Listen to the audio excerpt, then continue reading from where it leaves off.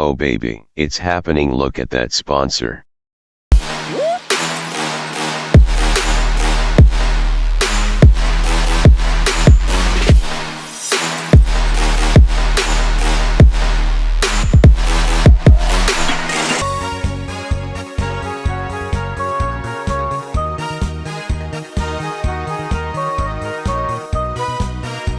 Greetings all, my name's Laserpig, low-tier YouTuber and intricate military shitposter, and welcome to my Shop of Horrors. Since a lot of people have been bitching at me to explore other areas of time and space that aren't the Second World War, today I thought I'd do just that. The tiny problem with that is that my knowledge of history tends to taper off when you start going anywhere before the Industrial Revolution. Because you know, there is a lot of history, and I have a very small brain, and most of that brain is being used to store the highly valuable information about all the times I blew it with someone, or embarrassed myself in public so I can be forced to rewatch those events in excruciating detail when I'm trying to sleep. Unfortunately, I am not Lindy Beige. I cannot look at some cliff notes in a napkin and be able to recite the entire history of any country like I have a third eye that can gaze into the nether sphere. This leaves us with three options of areas that I know enough about to comfortably make a video on. Pirates, Ancient Egypt, and Scotland. Now the first option seems the most plausible. I love Age of Sail. I really love Age of Sail. Maybe a bit too much. I wrote a script, it's about 300 pages long. That video would be hitting the 4-hour mark. And Raid want this video done before their target demographic has retired. Speaking of Raid, let me throw you a scenario. It's 3 o'clock in the morning. 6 hours ago, you single-handedly demolished the El Macho Grande meat tornado taco bowl at your local Mexican-branded food restaurant. But now it's ripped through your digestive system with all the grace and manner of a battering ram encountering a particularly ferocious garden shed. It's pooping time. And well, you're gonna be in there for a while. But what are you planning to do in there? Read the back of a shampoo bottle? Mindlessly scroll Reddit? Contemplate all the mistakes you've made in life which has led you to this point? There has to be a better way! Well, now there is, thanks to today's sponsor, Raid Shadow Legends. That's right, Chuckle Ducks. This ain't the raid your grandma YouTuber used to add for you back in the day for a jar of pickles and a smile. This time, it's back, and it's huge, bringing console-level gameplay to your phone and PC, according to their marketing team. I did actually play this game last night while I was pooping. It was kind of fun, to be honest. Let me show you. So this is like right at the start of the game. You get these 4 ninja action heroes. You've got Orc Bro, Stuck Up Elf Queen, Token Elf Twink, and Discount Brienne of Tarth. And you have to fight this dragon, but Stuck Up Elf Queen is all like, oh, every dragon has its weak spot, and I'm going to shoot it in the face. But she says it so loudly that the dragon can hear her, and he just vores her. And then it kills everyone else. And that's how you start the game. And I was like, this is actually pretty fun. And then 3 hours later, my legs had gone to sleep, and I was like, I should probably wipe. All right, I know. It's Raid Shadow Legends. Everyone and their mother has done a sponsored segment for them. It's a hard sell. Bear with me here. Let me give you another scenario, right? So you're on a date with this girl, but she won't stop talking about her personal problems. Oh, you Georgians, just play Raid Shadow Legends. It's like you never listen to me. Oh, I'm sorry. I wasn't paying attention. I was too busy playing Raid Shadow Legends. I've just unlocked Edvard. He's a void legendary champion orc and a master of insults. So I relate to him quite well. He can provoke the enemy team into wasting turns, attacking him repeatedly, screwing up your opponent's carefully managed battle strategy. And just look at those breasts. Now that is the cleavage of a man. Sir, your date appears to be leaving. Oh, what's wrong? Upset because you haven't unlocked the legendary hero Scarla the Drakes? Well, I have, because I've been playing Raid Shadow Legends. You know, everyone gets her for free. If you just played for a little while, you'd get access to her powerful stun attacks. She heals the entire party for 10% health at the start of every turn. She's a must-have. Waiter, I'll take my order to go. Hello. Now I don't want to alarm anyone, but does anyone here know how to fly a plane? Wow, this looks like a stressful situation. Thankfully, I have Raid Shadow Legends to keep me from going insane. There's over 600 champions to unlock and hundreds of hours of content available. So it doesn't matter what else is going on. I can relax.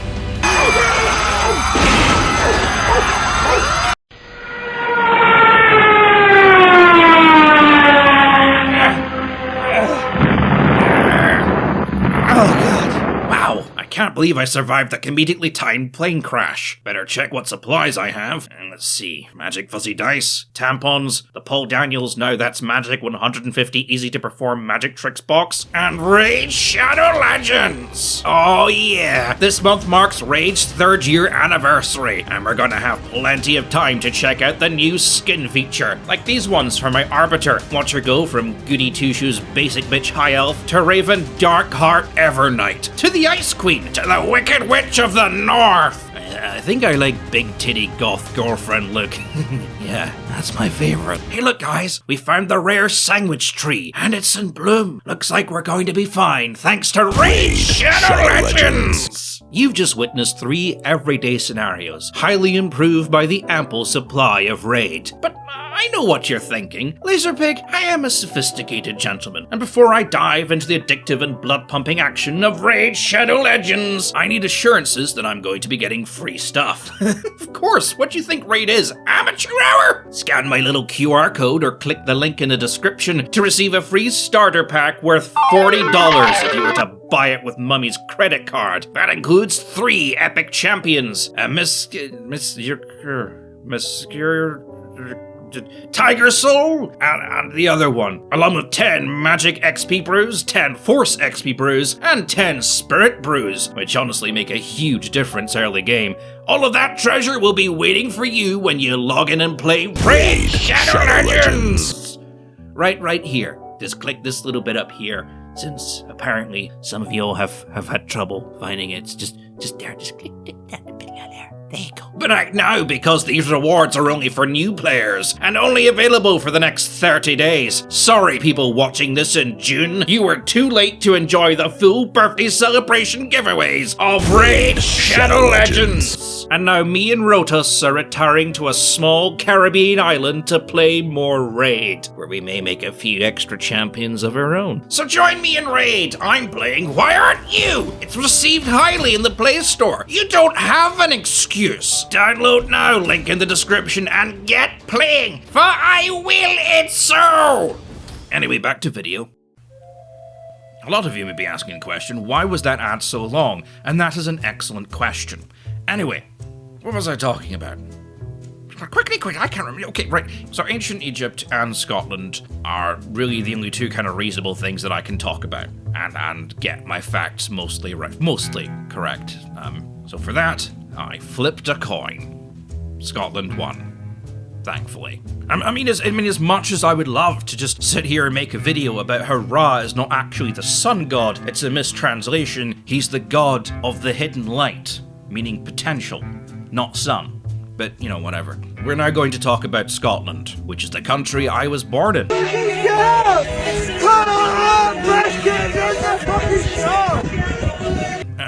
I know Kiwi Farms thinks otherwise. They think I'm some sort of dumb American putting on an accent, but that's probably because they've never heard a Scottish accent outside of BBC Scottish. You sound Scottish. I am Scottish. What's wrong with that? And Glaswegian. That haven of liberty and enlightenment, Glasgow. I'm sorry, you've never heard the gentle, somber, beautiful tones of the the North Edinburgh accent, which is not real Edinburgh accent. You've got about 4 or 5 different Edinburgh accents. All right, you've got like my accent, you've got the Leith accent, and you've got the Morningside accent as well. So it's all. Anyway, I'm rambling. I'm sorry.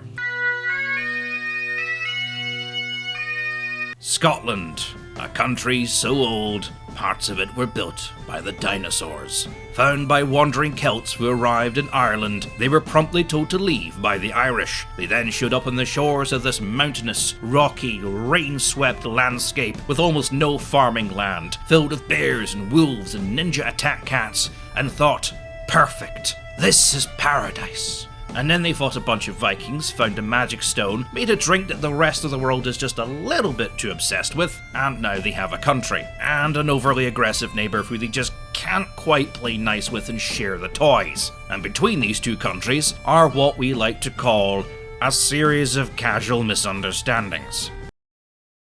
It's 1327, a gram of spice is worth more than your home, all the art looks like this, and scythes are at the cutting edge of cutting-edge technology. In Scotland, Robert the Bruce, the original mad lad that led Scotland during the First War of Independence to a victory so staggering the English still refer to it as the War of Shame, has died. His son, Dave, is now poised to take the throne. There's just one tiny problem. David II is 4 years old. This is a bit of an issue. His guardian, who has assumed the position of ruling the kingdom until David has come of age, has also died. So, the following year, now a roaring 5-year-old with no one to tell him what to do, David marries Joanna, the young, strapping 3-year-old sister of Edward III, King of England. Medieval politics is fucking wild, by the way. This is pretty tame in comparison to some places. So, with a child on the throne, no guardian, and now married into the English royal family, Scotland's position politically was suddenly very confusing. Enter Edward Baliol. Edward had been the original heir to the Scottish throne. His father, John Baliol, had been chosen from numerous other claimants by a council of nobles to become the Scottish king after the death of Queen Margaret in 1290, which had left the country without a ruler. Queen Margaret was 12, by the way. How many of you ran a country when you were 12? I mean, I remember what I was doing when I was 12. I was shoving Lego up my arse. John was an okay ruler, fairly well liked, but the problem was that one of the men who supported his claim, and thus earned him the throne, was Edward I, the then King of England. Now, this happens a lot. Edward used John basically as a puppet to rule over both countries. Under his leadership, Scotland began to fall into ruin, and in an effort to prevent disaster, John was disposed by his nobles, forming a council of 12 to replace him. Annoyed at this, Edward invaded Scotland, setting up a chain of events that would lead to the First War of Scottish Independence, which is the one all the films are about. But with independence claimed, and Bruce now firmly established on the throne, Edward Baliol was now a king without a kingdom. He still had a legitimate claim to the Scottish throne, he had friends in English courts, and there were many in Scotland who did not want to see a child on the throne, for obvious reasons. And there was also a great deal more, both Scottish and English nobles, who had been ripped of their lands and titles in the First War, and were looking for an opportunity to reclaim what was theirs. So, gathering supporters and with just a little bit of help from England, Edward built himself an army, and in 1332 invaded Scotland, setting into motion the Second War for Scottish independence.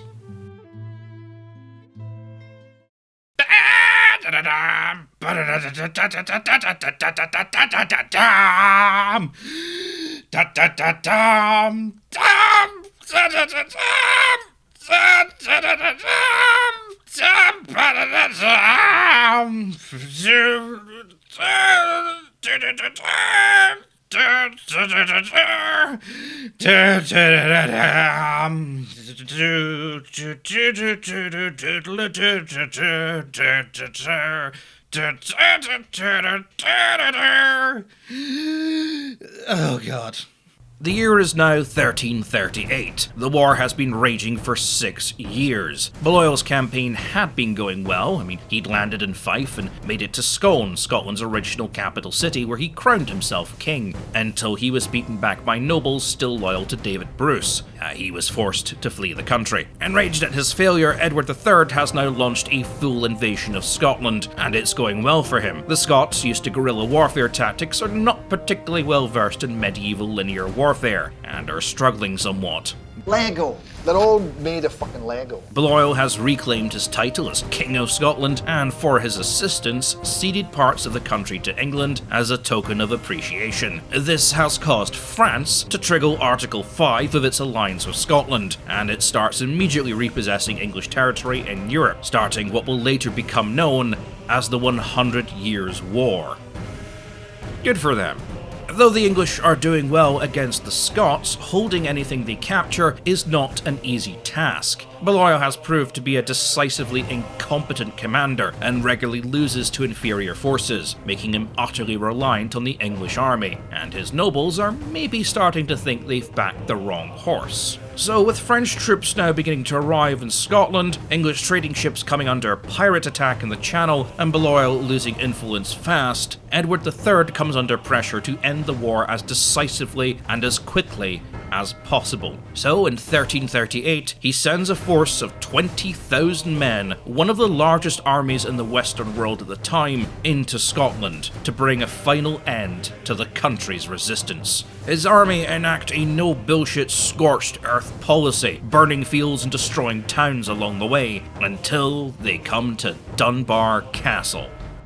If you think I'm sexy and you want my body, all you got to do is come. Now, Dunbar Castle had been burned down and then rebuilt to the highest standards that Scotland could afford at the time. This should be a difficult siege, but Dunbar Castle is empty. Patrick Dunbar, its owner, is gone fighting elsewhere, and the majority of his soldiers and peasants are with him. Left behind to look after the castle is his wife, Agnus Dunbar, known as Black Angus, due to her darker complexion, which if you're not from Scotland just means a regular complexion, along with a few guards, servants, general staff, and of course her ladies-in-waiting, which I believe just means waiting on a man to be married. In medieval society, though this is frequent to some debate, a woman's place was in the home, provided that home was a castle and that woman wasn't a peasant, in which case a woman's place was in the field, tending crops with the rest of her family. A noble's household was run by his wife, who would ultimately be in charge of every servant, slave, and guard. So contrary to what Sigma males on the internet seem to think, the soldiers here would have been perfectly used to taking orders from a lady and have no qualms about doing so. This will become very important in a moment.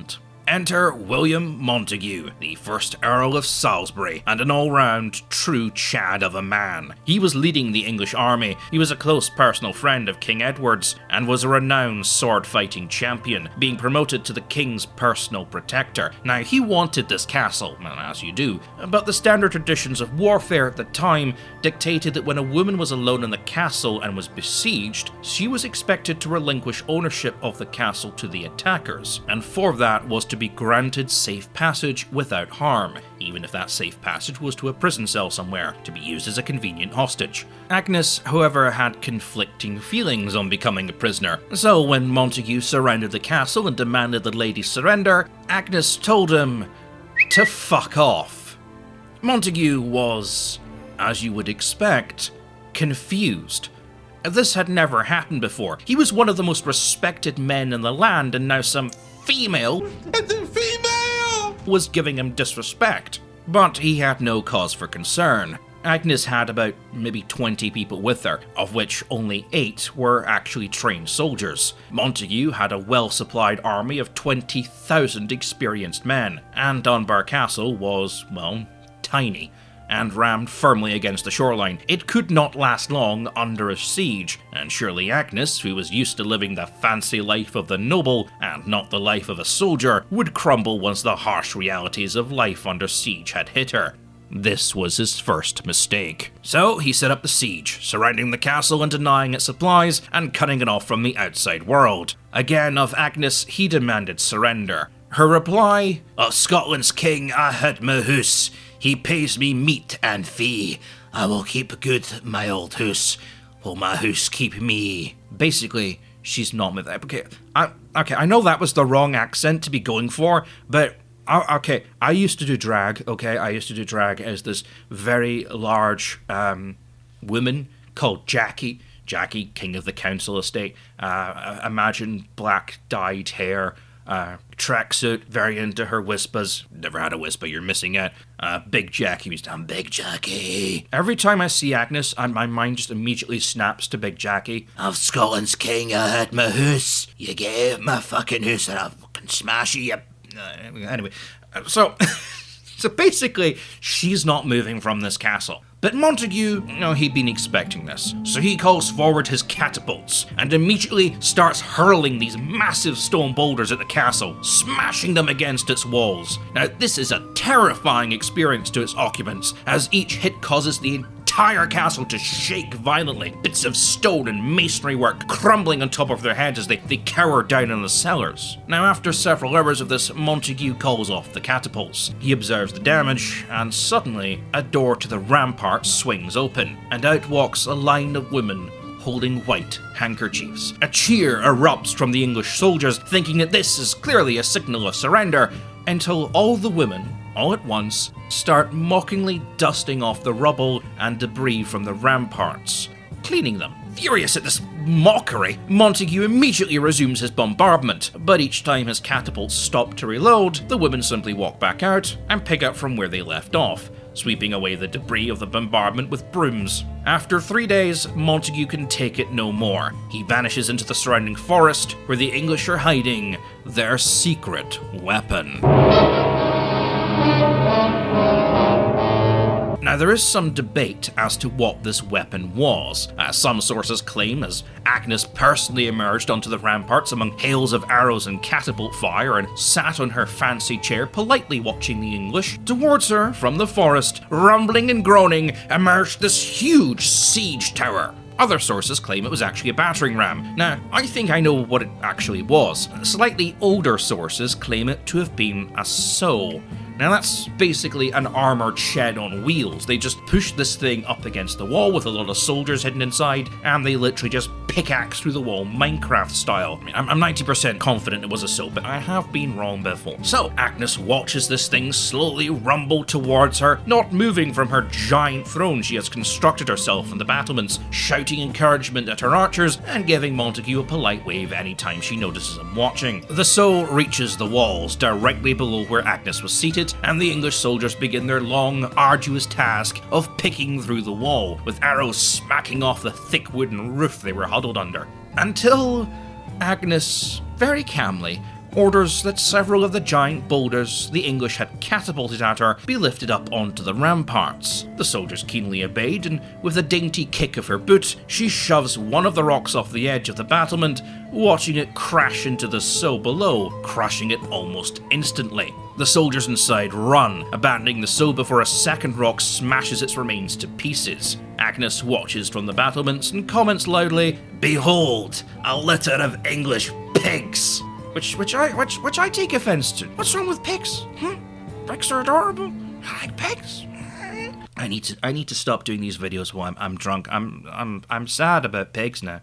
The next day brings a date of respite, as everyone stops for a moment to play Raid Shadow Legends! Yes, you thought the ad was over, but it's still going on! This entire video is an ad to our... I need to be stopped, I'm sorry. Play Raid Shadow Legends. They gave me money, and I actually quite liked the game. Here's the QR code, scan it, and I know most of you watch this on your phone, and for you to scan that QR code, you would need to have a second phone to scan the QR code currently being displayed on your phone. I think someone in their marketing team didn't quite think that one through, but, whatever. It's not important. What is important is that the following day, Montague was scouting the perimeter of the castle when he was spotted by Agnus, who immediately summons her archers, which is about 4 of them, I think.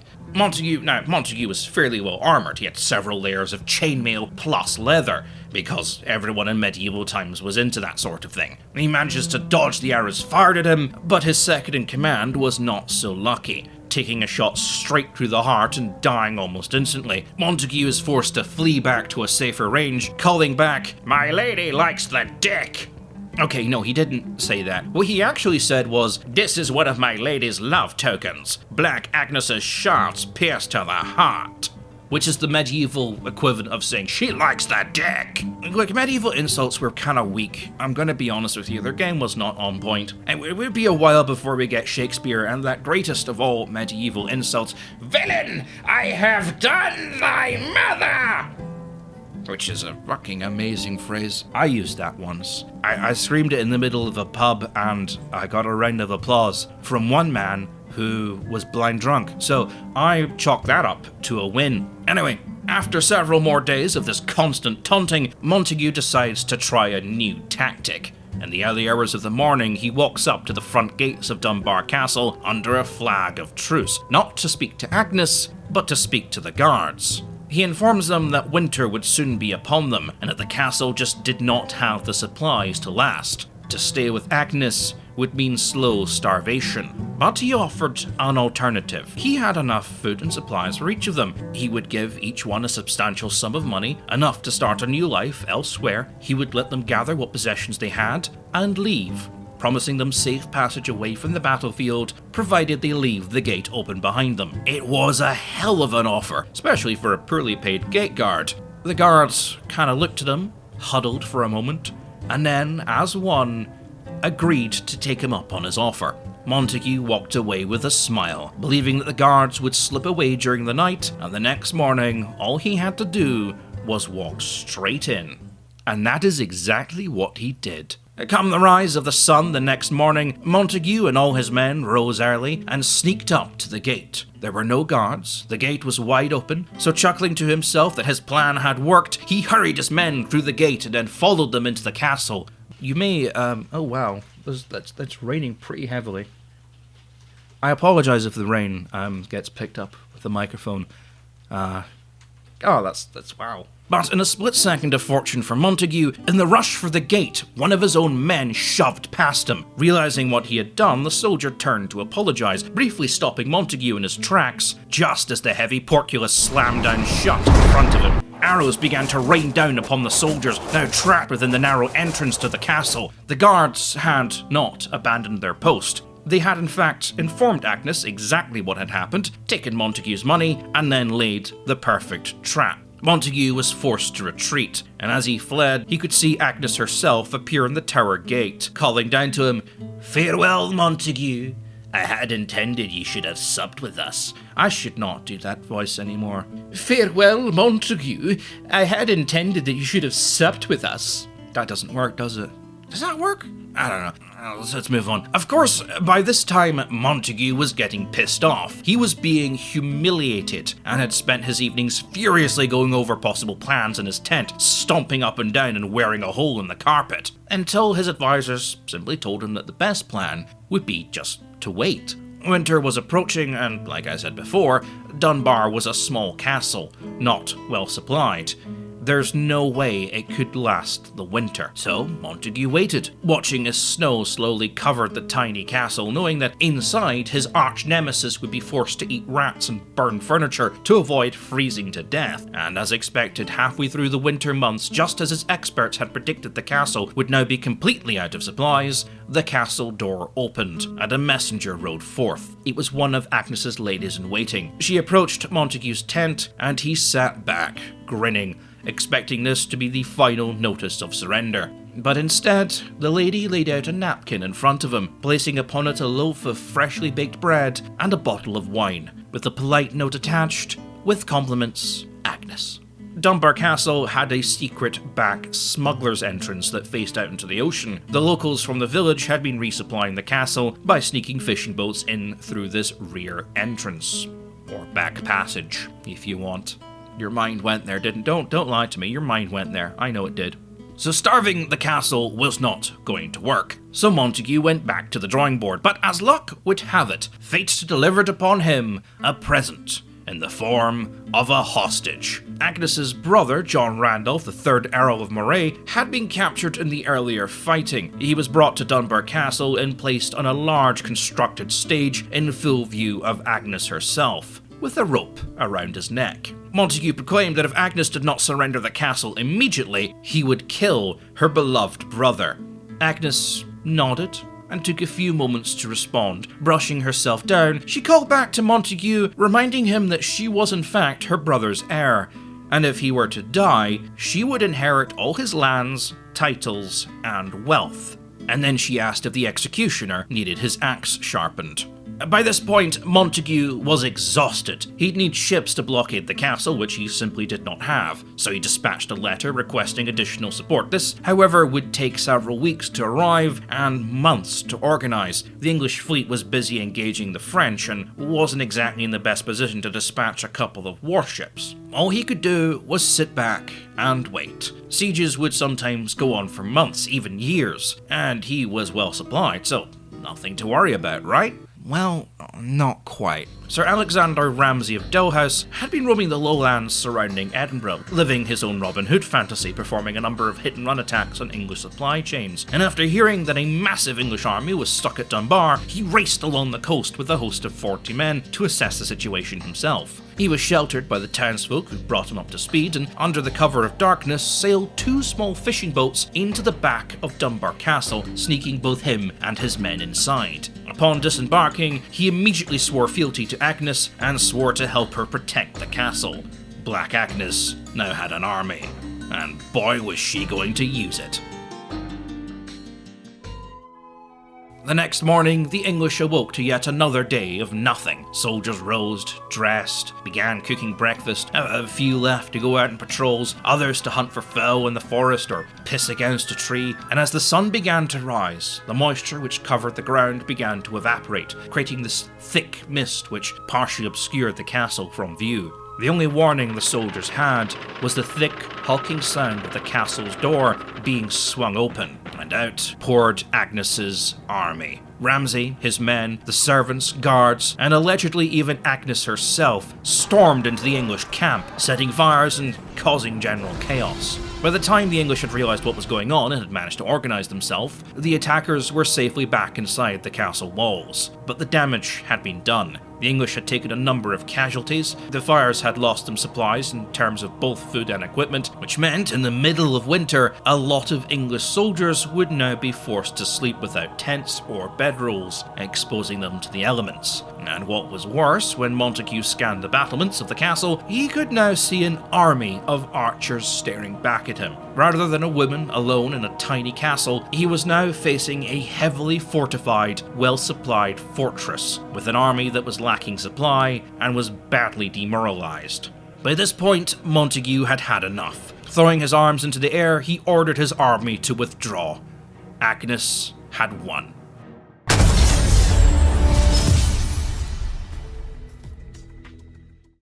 The siege of Dunbar Castle lasted 6 months. It cost the English crown over £5,000 or 7.6 million or $10 million in today's money, and it achieved absolutely nothing. Montagu's army, had it been able to capture Dunbar, would have held a fortified position over the Scottish trading port of Berwick, one of the richest towns in Scotland at the time, and a vital trading port that was frequently a target of English aggression. Removing them would have been almost impossible, and negotiations to end the war would have heavily favoured the English, as the Scots would have been forced to pay a heavy toll to reclaim it. However, as a result of the actions of Black Agnus of Dunbar, the war would drag on another 18 years, and while it would result in England capturing both the Scottish and French kings and the death of almost all of Scotland's military leadership, the inability for England to gain a strong foothold on Scottish soil and the inability to fully suppress the natives, as well as the rapid advancement both in terms of technology and tactics of the Scots army, meant that negotiations led to a quick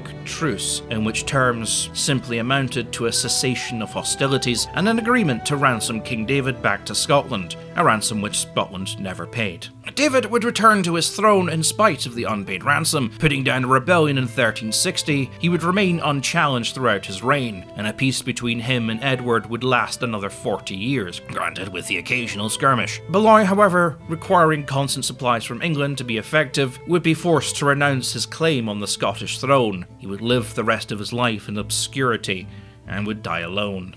As for Agnus, she would remain a thorn in the English side for quite some time, organising resistance raids against English attacks. She would become a hero of folklore to the Scottish people, and during difficult times many would recount the tale of Black Agnus, where a simple woman expected to be ladylike and surrender like a proper noble fought back against superior odds and won. It is one of the many, many folklore tales that occur in Scottish history, of battles being not won by knights, lords and grand armies, but just by regular folk who refused to bow.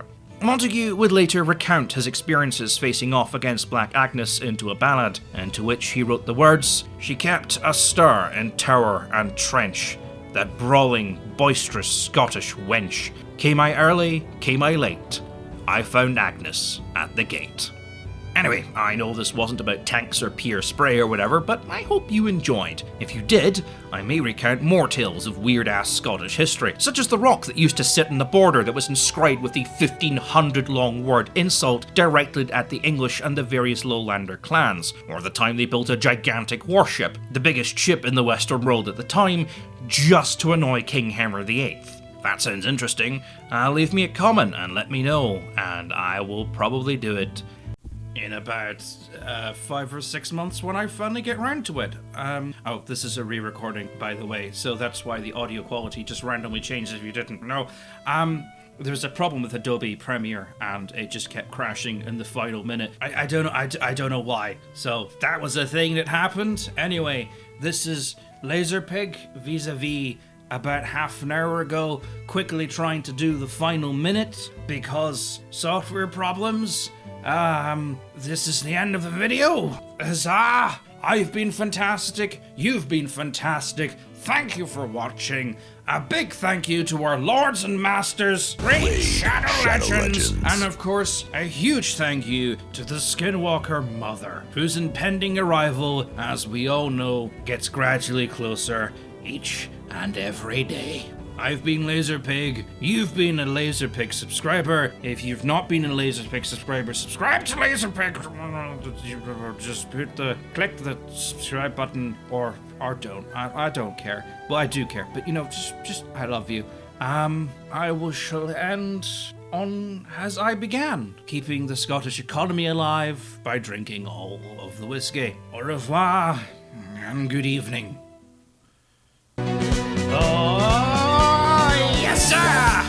I can boogie, but I need a certain song. I can boogie, boogie woogie, all night long. Yes, sir, I can boogie. If you stay, you can't go wrong. I can boogie, boogie woogie, all night long.